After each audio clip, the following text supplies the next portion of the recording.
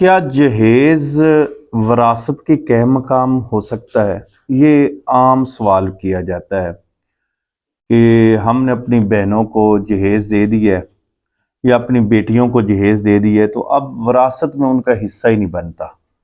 خاص کر کے پنجاب کے اندر تو یہ، کیونکہ ہم پنجاب میں رہتے ہیں تو یہ پنجاب کے اندر تو یہ بہت زیادہ ہے کہ بس جی جہیز میں 5 لاکھ کا سامان دے دیا تھا، اب کیا ضرورت ہے کہ اب اس کو جائیداد دینے کی یا زمین دینے کی یا جو بھی ان کا حصہ بنتا ہے۔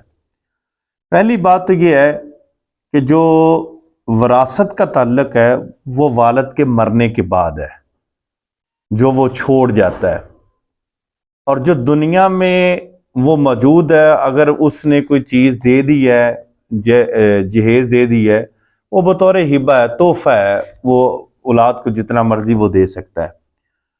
تو لہٰذا یہ چیز ذہن میں رکھ لیں کہ جو جہیز ہے اس کا وراثت کے ساتھ تعلق ہی نہیں ہے۔ دوسری چیز جو ہے، جو جہیز ہوتا ہے اس میں تو متعین ہی نہیں ہے چیز کہ جتنا مرضی دے دیا، 5 لاکھ 10 لاکھ کا جتنے کا بھی دے دیا۔ تو جو وراثت ہے اس میں تو یہ چیز متعین ہے۔ وراثت کے اندر یہ متعین ہے، پتہ ہے کہ بہن کا اتنا حصہ بنتا ہے، بھائی کا اتنا حصہ بنتا ہے، فلاں کا اتنا بنتا ہے، فلاں کا اتنا بنتا ہے۔ تو جو جہیز ہے اس میں تو متعین تو چیز ہے ہی نہیں، وہ اپنی خوشی سے بھائی دیتے ہیں یا اپنی خوشی سے والد دیتا ہے یا والدہ جو حیات ہے وہ اپنی خوشی سے جتنا مرضی وہ دے دیتے ہیں، تو یا رشتہ دار بھی دیتے ہیں۔